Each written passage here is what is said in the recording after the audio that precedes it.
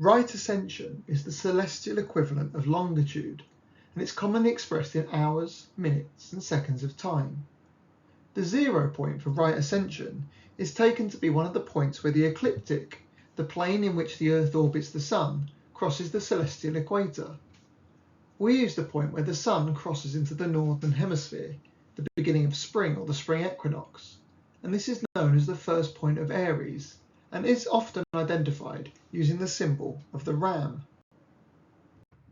The sky appears to turn 360 degrees in 24 hours. So 1 hour of right ascension is equal to 15 degrees of sky rotation. Here we've divided the Earth up into 24 sections, each of which will represent 1 hour. Here you can see that the star in position A would have a right ascension of 15 hours, as there are 15 complete sections around from the first point of Aries. We would therefore say it has a right ascension of 15 hours and 0 minutes. However, let's take star B. Star B would have a right ascension of 17.5 hours, as it's further round, and you can see that in the final segment only half is used, so therefore it would have a right ascension of 17 hours and 30 minutes.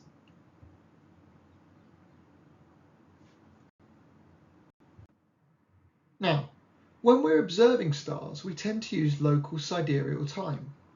This is found by the right ascension of a star that lies on the observer's meridian at that moment in time. So in this example, the local sidereal time would be the same as the right ascension of the star that's labelled.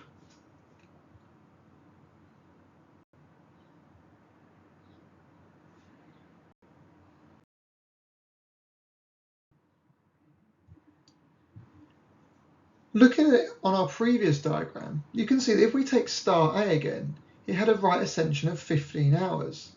This would therefore be the local sidereal time for our observer here.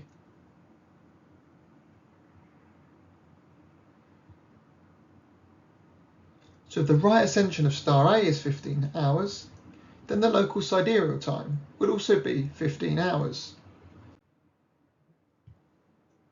Now most stars won't appear on your meridian, and therefore we can use a measurement called the hour angle.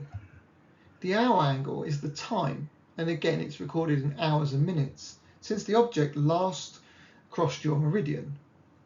Here you can see the stars moving across the sky. The time taken since they pass your meridian, represented in green, is the hour angle.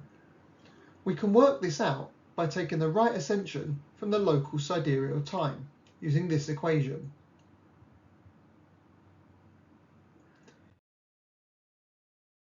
Here we can see this shown on our previous diagram.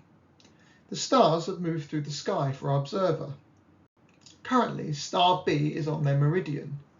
Star B has a right ascension of 17 hours and 30 minutes. This means that the local sidereal time is also 17 hours and 30 minutes. Star A, which used to be on the meridian, has a right ascension of 15 hours.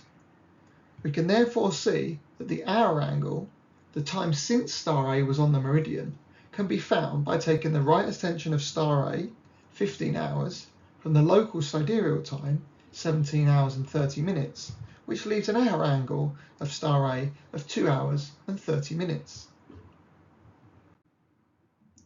Now, what do you think would happen if a star has a negative hour angle? Well, it's similar, but in the opposite direction. A star with a negative hour angle means that there is that much time left before the star will cross your meridian, and this is the best time to observe it.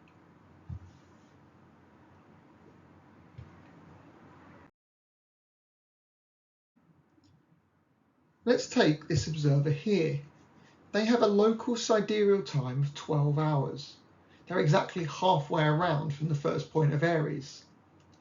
They're hoping to observe star B when it culminates on their meridian. Star B has a right ascension of 17 hours and 30 minutes.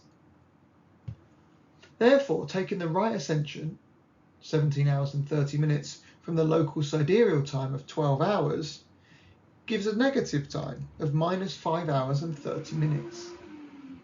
This therefore means that there will be 5.5 hours before the star crosses their meridian, which is plenty of time to get a hot chocolate whilst they're waiting.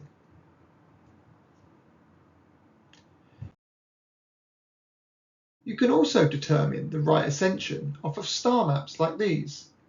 These are very simple to use. Let's take star Alpha here. To work out the right ascension, you simply draw a vertical line down to the axis. And you can see that star Alpha here has a right ascension of exactly 17 hours and 0 minutes, as it's right on the line. Let's take another star. Let's take star Epsilon. Again, the same method. It has a right ascension of 18 hours and 0 minutes. Now, if star Epsilon was on our meridian directly south, then we know that the local sidereal time would also be 18 hours. We can therefore also work out the hour angles of the stars on our maps. Let's take star Alpha again. Star Alpha has a right ascension of 17 hours. Using the equation that hour angle equals the local sidereal time minus the right ascension, then we can see that 18 minus 17 equals 1 hour. So star Alpha has an hour angle of 1 hour. Alternatively, it's been 1 hour since it crossed our meridian. Again, we can do the same thing for star Beta. Star Beta has a right ascension of approximately 18 hours and 35 minutes, because it's just over halfway between 18 and 19 hours. The hour angle is therefore worked out by doing 18, the local sidereal time, minus 18 hours and 35 minutes, the right ascension of star B, which is minus 0 hours and 35 minutes. This means that there would only be 35 minutes until it crosses our meridian. Have a go at our Kahoot quiz and see if you can put this into practice, then have a go at the questions in the skills booklet and come back to see if you've got them right. Good luck.